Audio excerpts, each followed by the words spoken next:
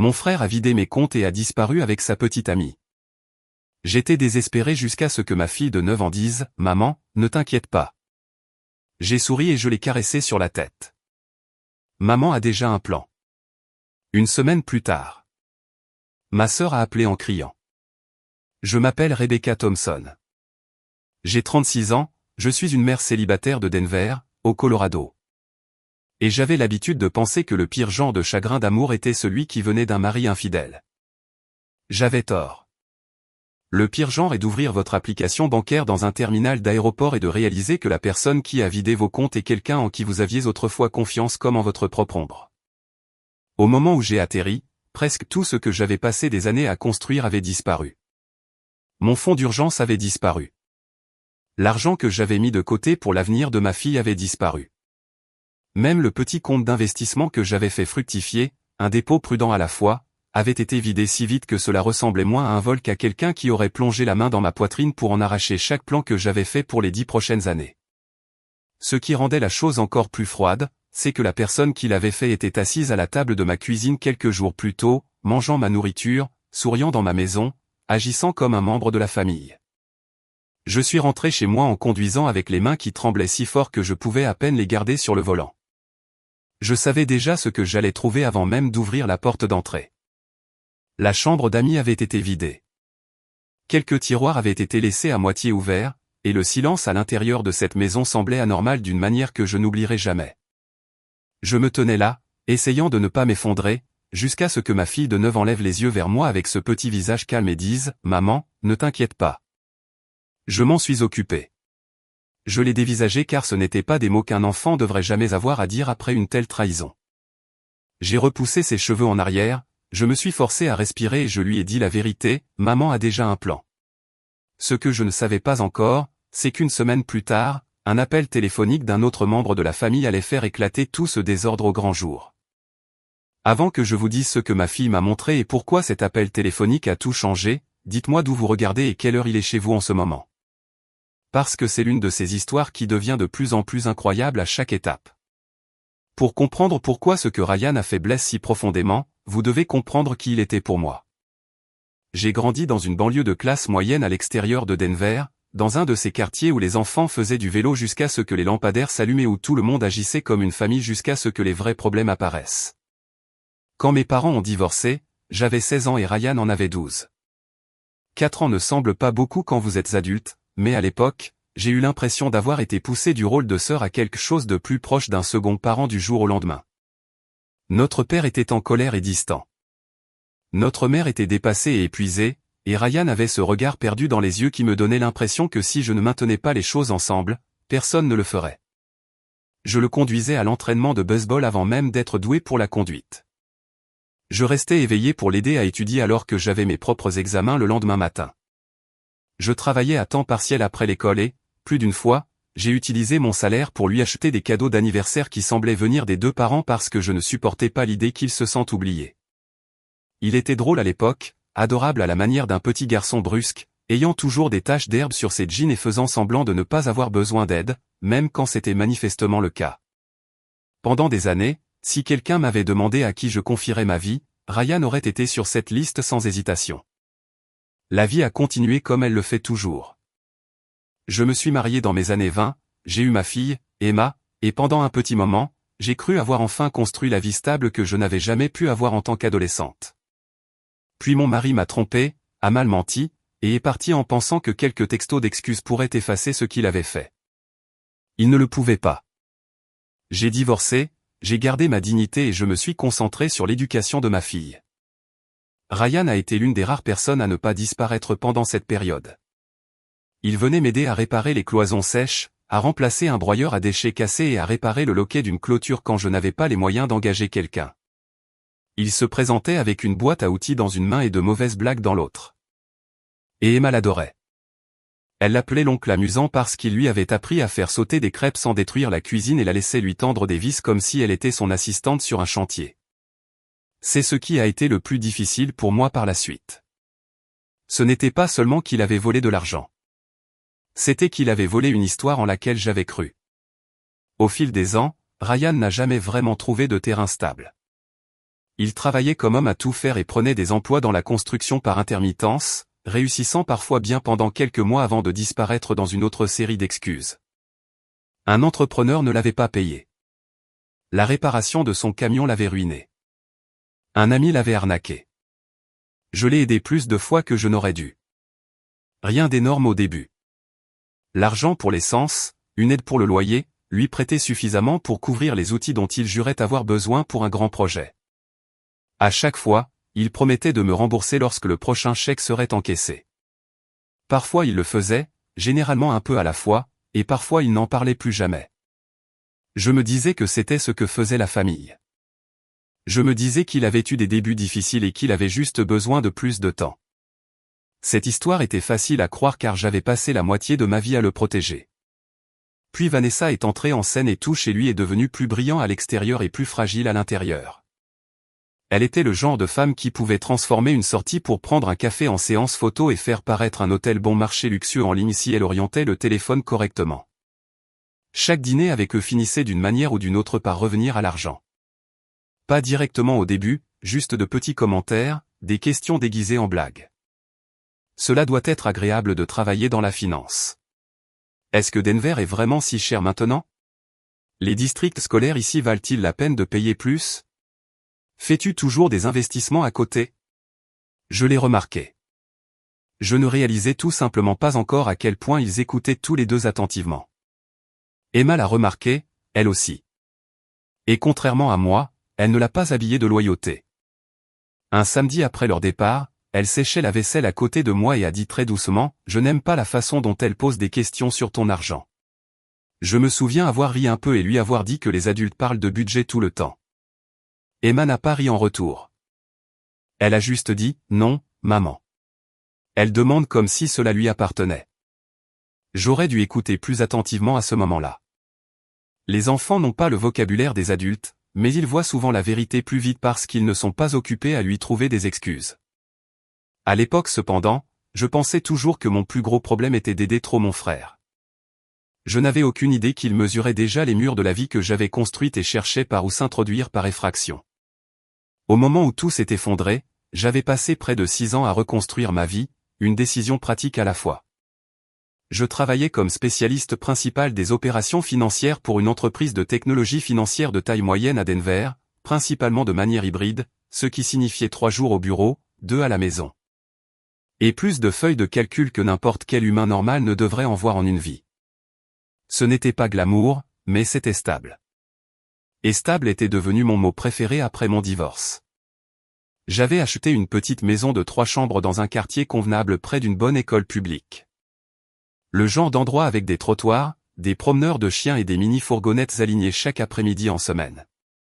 Ce n'était pas luxueux. C'était sûr. Emma avait sa propre chambre avec un bureau sous la fenêtre. Et pour moi, cela seul ressemblait à une victoire, plus grande que tout ce que je pouvais publier en ligne. L'argent comptait pour moi parce que je savais ce que l'on ressentait quand on n'en avait pas. Je ne me contentais pas d'économiser. Je construisais des systèmes. J'avais environ 18 000 dans le fonds d'études d'Emma. La plus grande partie était mise de côté pour son avenir et une partie dans un plan 529 auquel je touchais à peine, sauf pour y contribuer. J'avais 22 000 dans un fonds d'urgence parce que j'avais déjà vécu suffisamment d'urgence pour savoir que la vie ne se soucie pas du mois où elle vous donne un coup de poing. Et j'avais environ 19 000 répartis entre mes économies et un petit compte Robinhood que je considérais comme mon argent pour plus tard. Pas de l'argent de personnes riches, pas de l'argent de luxe, juste assez pour respirer. Juste assez pour croire que je pourrais faire face à tout ce qui arriverait ensuite. Ryan savait que j'étais devenue plus prudente après mon divorce. Il avait l'habitude de me taquiner à ce sujet. Il m'appelait Becky de Wall Street parce que je lisais les alertes de compte et surveillais ma cote de crédit comme si c'était un sport. La vérité est que travailler dans la technologie financière vous apprend que la fraude n'arrive généralement pas sous les traits d'un inconnu masqué dans un film. Elle arrive par le biais de mots de passe faibles, d'appareils de confiance, d'adresses partagées et de personnes qui en savent juste assez sur vos habitudes pour vous imiter. Cette connaissance a rendu ce qu'il a fait plus tard encore plus laid. Ce n'était pas un acte de désespoir aléatoire. C'était ciblé. Vanessa a commencé à venir dîner avec Ryan presque tous les week-ends. Elle apportait des desserts achetés en magasin qu'elle prétendait fait maison et complimentait ma maison sur un ton qui semblait toujours à moitié admiratif et à moitié calculateur. Elle demandait quel genre de taux hypothécaires j'avais obtenu, si mon entreprise accordait des primes, si Emma avait déjà un compte universitaire. Une fois, pendant que je rinçais des assiettes, je l'ai entendu rire dans le salon et dire, honnêtement, Becky gère bien sa vie. Si j'avais ne serait-ce que la moitié de sa discipline, je serais dangereuse. C'est le mot dangereuse qui m'est resté. Pas parce que cela sonnait comme une menace sur le moment, mais parce que cela en disait long sur sa façon de penser. Elle n'admirait pas la stabilité pour ce qu'elle était. Elle l'admirait comme quelque chose que l'on pouvait transformer en arme si l'on savait comment s'y prendre. Les emprunts de Ryan ont empiré après cela. Ce n'était jamais une demande dramatique. Cela aurait rendu les choses plus faciles à refuser. Au lieu de cela, cela venait sous la forme d'une série de petites demandes émotionnellement épuisantes. 500 pour du matériel parce qu'un client avait retardé son paiement. 900 parce que la transmission de son camion était tombée en panne juste avant un gros travail de toiture. 1200 parce que Vanessa avait avancé de l'argent pour le loyer et qu'il devait la rembourser avant que cela ne se transforme en dispute. Il avait toujours une raison. Il avait toujours l'air embarrassé. Et parce qu'il était mon petit frère, parce que je me souvenais du gamin avec les genoux tachés d'herbe et un gant de baseball plus grand que son torse, j'ai continué à l'aider. Emma n'a pas aimé Vanessa dès le début. Elle était polie parce que je l'avais élevée pour être polie. Mais j'ai remarqué comment elle devenait plus silencieuse quand Vanessa était là. Un soir après un dîner du dimanche, j'ai trouvé Emma dans sa chambre en train d'aligner ses crayons d'école par couleur, ce qu'elle ne faisait que lorsque quelque chose la dérangeait. J'ai demandé ce qui n'allait pas et elle a dit, « Oncle Ryan est différent avec elle. » Différent comment, ai-je demandé. Plus méchant, a-t-elle dit, comme s'il essayait de l'impressionner même quand il te parle. Celle-là m'a frappé plus fort que je ne lui ai laissé voir parce que c'était vrai. Ryan avait commencé à faire de petites blagues à mes dépens, qualifiant mon budget d'ennuyeux, levant les yeux au ciel quand je parlais de taux d'intérêt ou d'épargne automatique. Il jouait la comédie pour Vanessa, me transformant en la sœur aînée coincée dans leur petite comédie privée. J'ai souri pour faire face parce que l'alternative aurait été d'admettre que quelque chose n'allait pas. Une semaine avant ma conférence à Chicago, Ryan a appelé pour demander si Vanessa et lui pouvaient rester chez moi pendant quelques nuits en raison d'un prétendu problème avec leur appartement. Désastre de plomberie, drame avec le propriétaire, inconvénient temporaire. Les détails changeaient légèrement à chaque fois qu'il le racontait. Mon premier instinct a été de dire non, pas parce que je pensais qu'il me volerait, mais parce que j'étais fatigué, et l'idée d'avoir plus de chaos dans ma maison m'épuisait. Puis il a ajouté qu'il pourrait aider avec Emma pendant mon absence pour la conférence de 4 jours. Il l'a dit avec ce ton fraternel familier, celui qui me rappelait toutes les années où nous nous étions soutenus mutuellement à travers une histoire familiale compliquée. Becky, allez. Laisse-moi faire quelque chose d'utile pour une fois. Emma sera plus à l'aise avec la famille qu'avec une babysitter. Cette phrase m'a eu. La famille, cela marchait toujours. J'ai accepté, mais pas sans un nœud à l'estomac que je ne pouvais pas expliquer. La nuit avant mon départ, j'ai discrètement renforcé tous les paramètres de compte que j'avais. J'ai activé les notifications de transactions en temps réel. J'ai vérifié l'historique de connexion de mes appareils. J'ai mis à jour mes mots de passe et ajouté une autre couche de vérification sur 2 de mes comptes. J'ai même appelé ma banque et confirmé que tout transfert sortant exceptionnellement important déclencherait un examen de sécurité. Je me suis dit que j'étais paranoïaque à cause du travail. Je me suis dit que j'étais juste une femme dans la finance qui faisait ce que les femmes dans la finance font. Pourtant, quand je suis parti pour l'aéroport le lendemain matin, je me souviens avoir regardé ma véranda et pensé que quelque chose dans ma vie venait de changer. Je ne savais tout simplement pas encore si c'était de l'intuition ou de la peur. Chicago aurait dû être simple. La conférence était bonne pour ma carrière. L'hôtel était convenable. Et pendant le premier jour et demi, j'ai presque réussi à me détendre. J'ai fait une présentation sur la prévention de la fraude pour les produits de financement à la consommation du marché intermédiaire et j'ai assisté à un panel sur le comportement à risque des clients tout en répondant aux courriels professionnels entre les sessions. De temps en temps, je prenais des nouvelles d'Emma, qui semblaient aller bien, et de Ryan, qui gardait les choses légères. Soirée pizza, devoir terminé. Vanessa avait fait des brownies. Tout était normal d'une manière ennuyeuse qui aurait dû me calmer. Au lieu de cela, cela me rendait plus mal à l'aise. Ryan n'était généralement pas aussi organisé. La première alerte est tombée tard le deuxième après-midi alors que je faisais la queue pour un café. C'était une notification push de ma banque concernant une tentative de connexion échouée depuis un nouvel appareil. Puis une autre. Puis une demande de vérification réussie provenant de ce qui ressemblait à mon adresse IP domestique. Mon estomac s'est noué si vite que j'ai failli faire tomber mon téléphone. Je suis sorti de la file d'attente et j'ai appelé la banque immédiatement. Ils ont confirmé une connexion depuis un réseau reconnu mais un appareil non reconnu. J'ai bloqué un compte sur le champ et changé un autre mot de passe tout en me tenant dans un couloir d'hôtel, essayant de paraître plus calme que je ne l'étais. 10 minutes plus tard est venue une demande de transfert plus petite, presque comme si quelqu'un testait ce qui passerait et ce qui ne passerait pas. Le montant en soi n'était pas énorme, mais le schéma a glacé mon sang. Ce n'était pas un piratage aléatoire. C'était quelqu'un à l'intérieur de mon monde. J'ai appelé Ryan. Pas de réponse. J'ai envoyé un texto demandant si tout allait bien à la maison. Il a répondu 3 minutes plus tard avec un message désinvolte disant qu'il allait chercher Emma à l'école et faire des courses.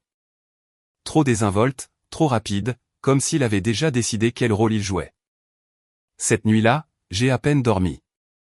Je me suis assise au bord d'un lit d'hôtel avec mon ordinateur portable ouvert, examinant l'activité du compte ligne par ligne. Le lendemain matin, juste au moment où je me préparais pour la dernière session, le vrai coup est tombé. Mon compte de courtage affichait une activité de liquidation soudaine. Mon compte d'épargne affichait des tentatives de transfert sortant en plusieurs morceaux. Mon fonds d'urgence avait été déplacé d'une manière qu'aucun prélèvement automatique légitime n'aurait jamais adopté. Une transaction était en attente, une autre avait déjà été comptabilisée, une troisième était en cours d'examen.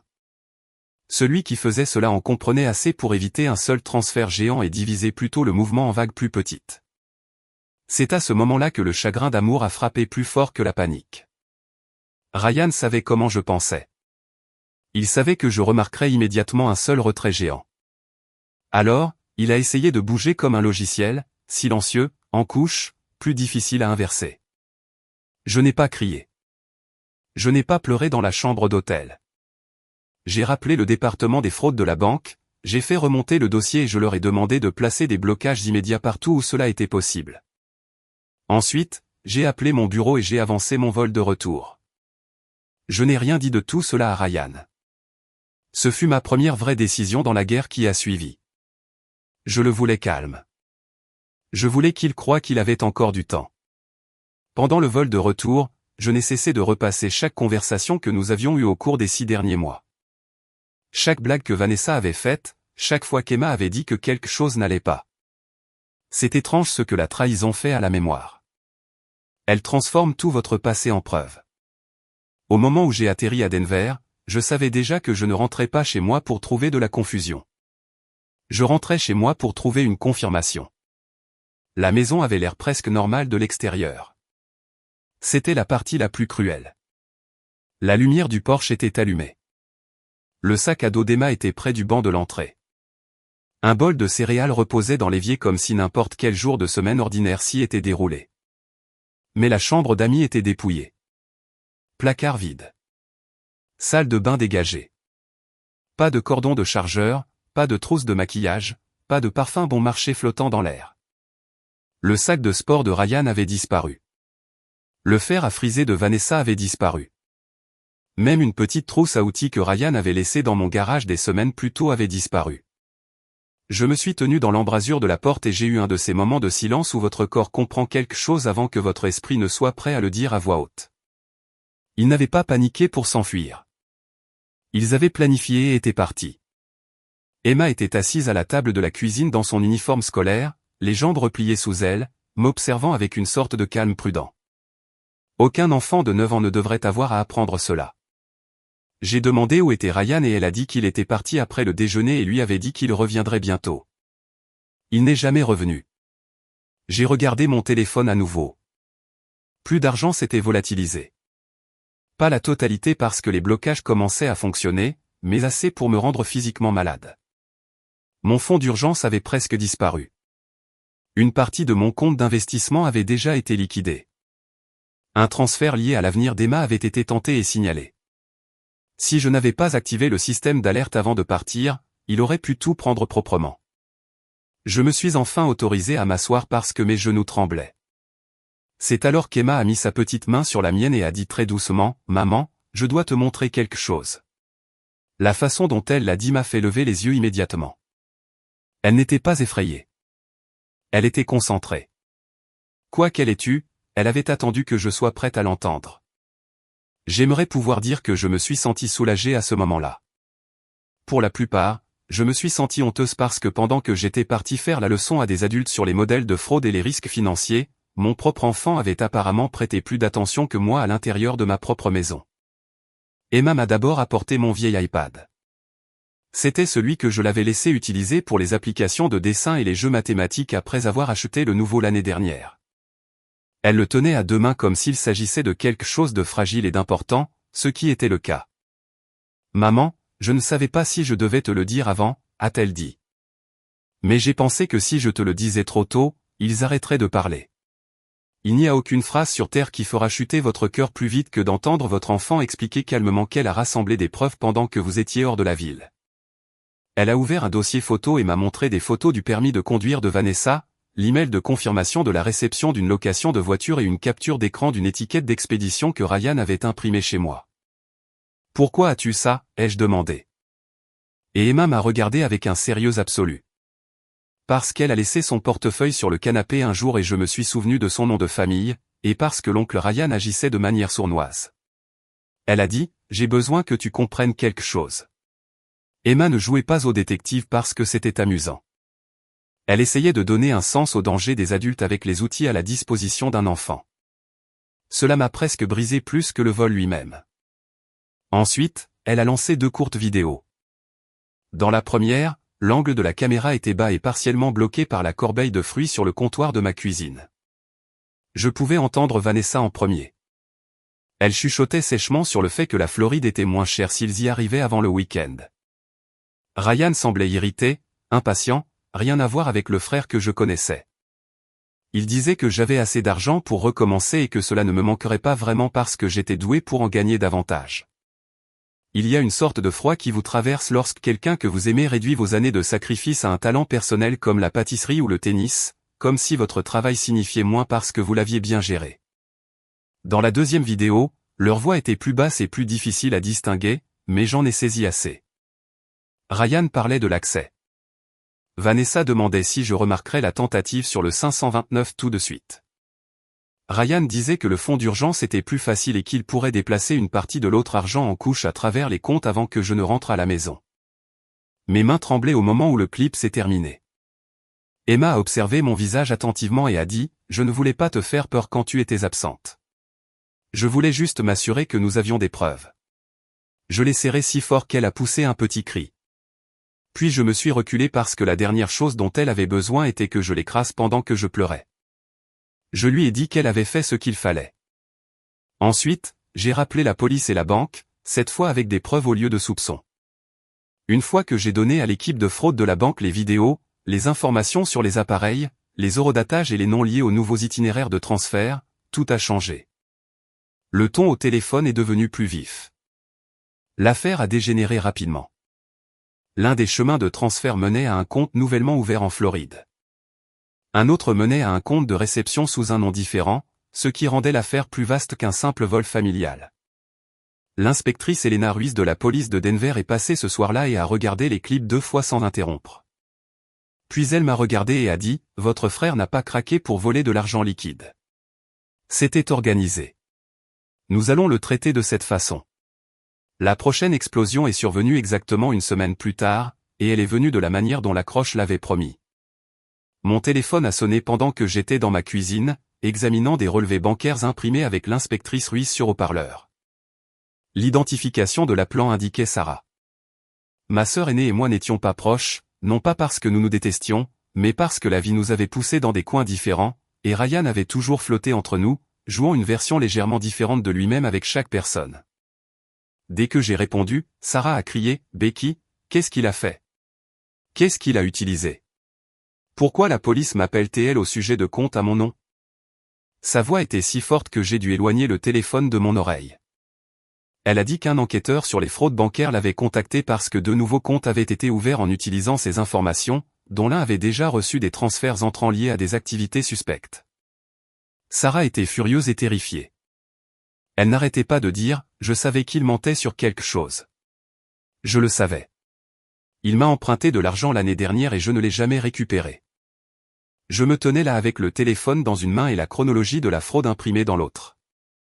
Et à ce moment-là, toute la forme du plan de Ryan est devenue claire.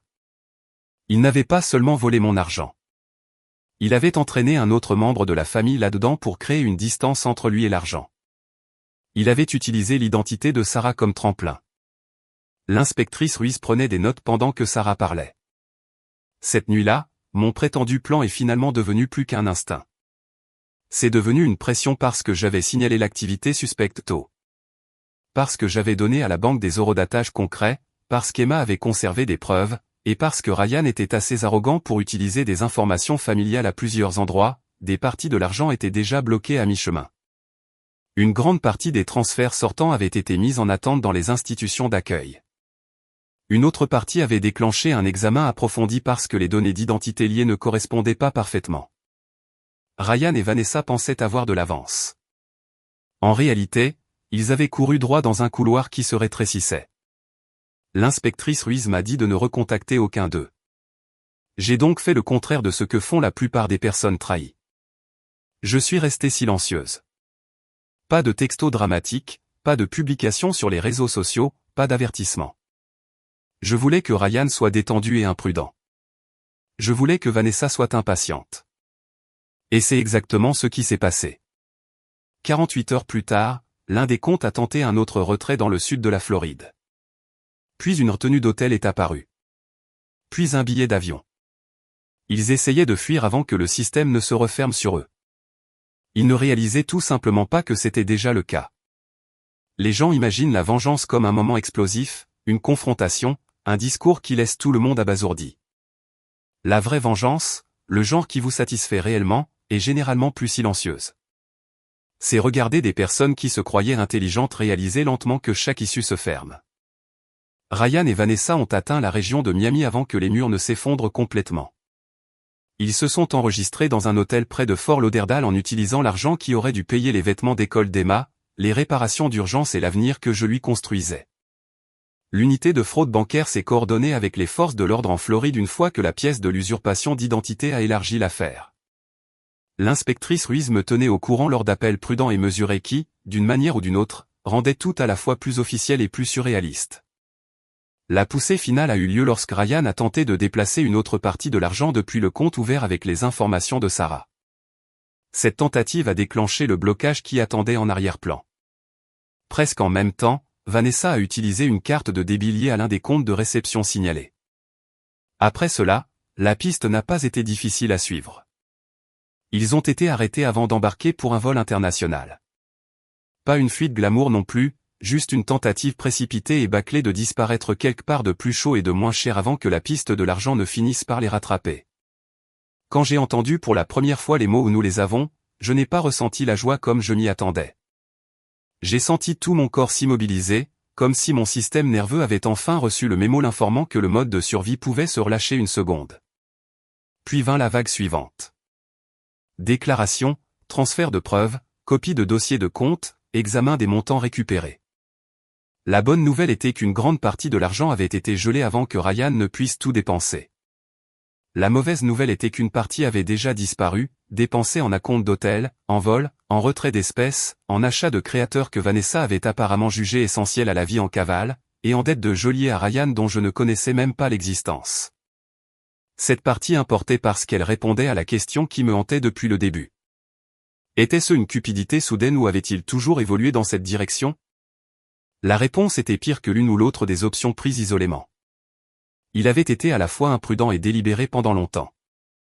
On m'a dit plus tard que Ryan avait eu des problèmes antérieurs au Nevada impliquant des cercles de paris illégaux et une plainte pour fraude de bas niveau qui ne s'était jamais transformée en une peine de prison significative parce qu'il avait plaidé coupable pour une peine réduite.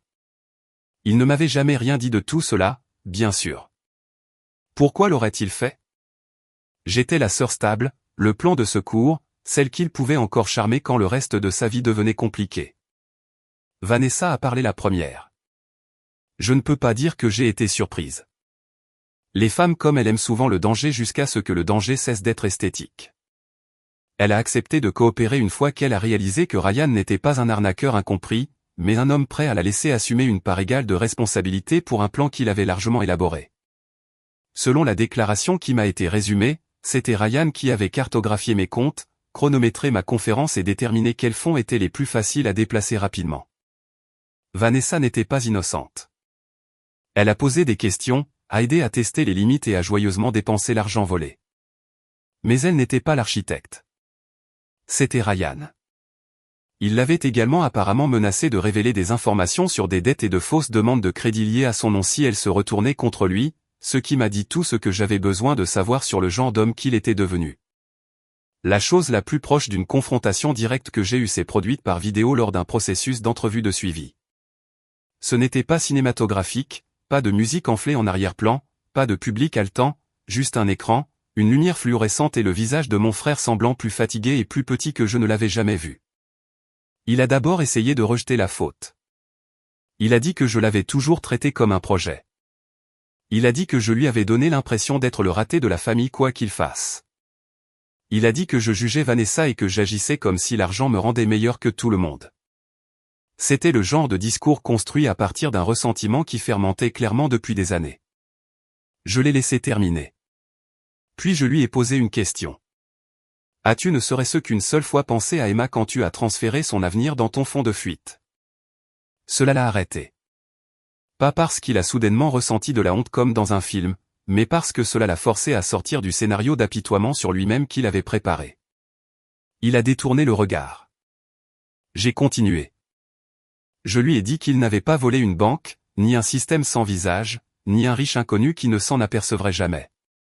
Il avait volé la sécurité d'une enfant. Il avait volé la femme qu'il avait élevée quand tout le monde était trop occupé à s'effondrer. Il avait volé la famille et avait ensuite utilisé l'identité d'un autre membre de la famille pour continuer. Je n'ai pas crié. Je n'ai pas pleuré. J'ai parlé comme je l'aurais fait si je lisais un rapport de fraude dans une salle de conférence. C'est ce qui lui a finalement fait peur, parce la colère, il savait comment la gérer. La responsabilité calme était nouvelle pour lui. Les charges se sont accumulées plus haut que ce à quoi je pense qu'il s'attendait. Il y a eu vol d'État, usurpation d'identité impliquant Sarah, éléments de fraude électronique interétatique en raison de la façon dont l'argent avait circulé, tentative d'exploitation financière d'un membre de la famille, intention de fuir.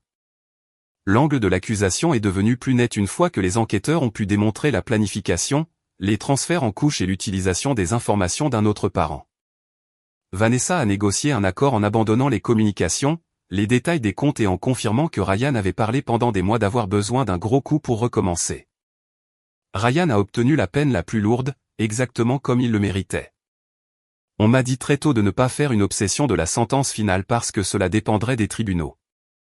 Mais au moment où tout a été réglé, il risquait des années, pas des mois, du vrai temps de prison, de vraies ordonnances de restitution, de vraies conséquences qui le suivraient longtemps après que les gros titres dans notre famille se seraient éteints.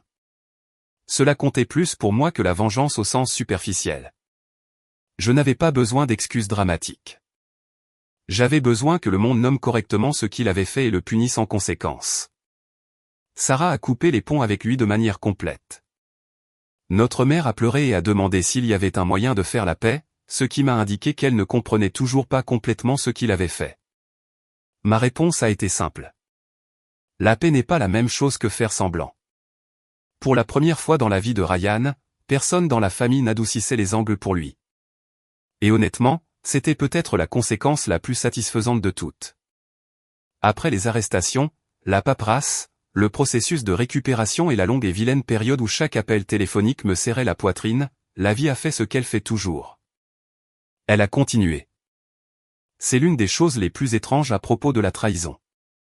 Vous vous attendez à ce que le monde s'arrête par respect, mais votre fille a toujours besoin de son petit déjeuner. Votre patron veut toujours le rapport pour vendredi, et le linge doit toujours être plié, que votre frère vienne ou non d'imploser votre famille. Une partie de l'argent est revenue, pas la totalité, mais assez pour nous empêcher de nous noyer. Le plan 529 était mieux protégé que ce à quoi Ryan s'attendait, ce dont je suis reconnaissante à ce jour. Une partie du fonds d'urgence a été récupérée. Une partie de l'argent des investissements a disparu pour de bon. J'ai reconstruit ce que j'ai pu de la même manière que je l'avais construit la première fois, lentement avec discipline et sans illusion. Mes collègues m'ont aidé plus qu'ils ne s'en sont probablement rendus compte. Quelques amis proches ont déposé des courses sans rendre la situation embarrassante. Un voisin a discrètement laissé une carte cadeau sous mon paillasson.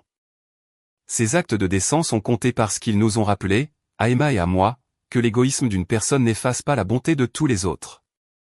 Ryan a écrit de la prison du comté, puis plus tard du pénitencier.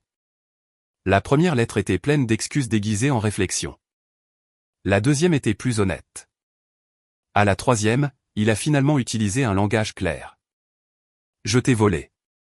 J'ai blessé Emma. J'ai détruit notre confiance. Je ne sais pas s'il a trouvé cette honnêteté par lui-même ou si quelqu'un à l'intérieur lui a finalement dit que la manipulation sonne de manière pathétique une fois que les portes se verrouillent derrière vous. Quoi qu'il en soit, je ne me suis pas précipité pour répondre. La distance est devenue ma première vraie limite, et pour une fois, je l'ai gardée. Emma s'est adaptée de la manière dont les enfants le font parfois quand ils ont un parent stable déterminé à ne pas leur mentir. Je ne lui ai pas rempli la tête de poison, mais je lui ai dit la vérité en morceaux adaptés à son âge. Oncle Ryan a fait de mauvais choix. Ses choix ont blessé des gens. Aimer quelqu'un ne signifie pas que tu le laisses continuer à blesser ta famille. Cette leçon a fait partie de la façon dont nous avons avancé. Nous avons également parlé de choses pratiques, pas seulement émotionnelles.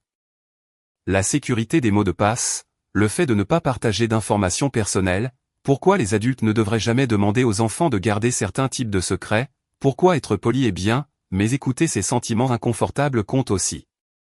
J'ai même commencé à enseigner à Emma de petits éléments de littératie financière parce que je ne voulais plus jamais que l'argent ressemble à une force mystérieuse d'adulte flottant au-dessus de sa vie. Nous avons parlé d'économie, de fonds d'urgence et de la raison pour laquelle la planification n'est pas de la peur. La planification est de la protection. D'une manière étrange, la pire semaine de ma vie a donné à ma fille des outils qui la protégeront peut-être pendant des décennies. Ce n'est pas le genre de leçon qu'une mère souhaite donner. Mais si la douleur doit visiter votre maison, vous feriez mieux de faire en sorte qu'elle laisse derrière elle quelque chose d'utile. Quant à moi, j'ai appris que les limites ne sont pas de la cruauté. Elles sont de la clarté. Pendant des années, j'ai confondu la loyauté avec un accès illimité. Je pensais qu'aimer mon frère signifiait dire oui plus que je ne le devrais, sauver plus que je ne le devrais et excuser les choses qui me mettaient mal à l'aise parce que la famille était censée passer en premier. Ce que je comprends maintenant, c'est que l'amour sain a une structure. Il a des limites. Il dit, je me soucie de toi, mais pas plus que je ne me soucie de la sécurité de mon enfant. Il dit, j'espère que tu changeras, mais je ne te donnerai pas une autre chance de ruiner notre paix juste pour prouver que je suis une bonne personne. Et il y a une autre leçon dans cette histoire qui compte profondément pour moi. Écoutez les enfants quand quelque chose semble anormal. Pas aveuglément, pas de manière irrationnelle, mais avec respect. Les adultes aiment penser que nous sommes les seuls à analyser une pièce. Mais parfois, les enfants voient ce que nous manquons parce qu'ils ne sont pas encore entraînés à trouver des excuses au mauvais comportement. Emma a vu l'attention. Elle a remarqué les questions sur l'argent. Elle a reconnu l'excitation chez Ryan quand je pensais qu'il était juste stressé.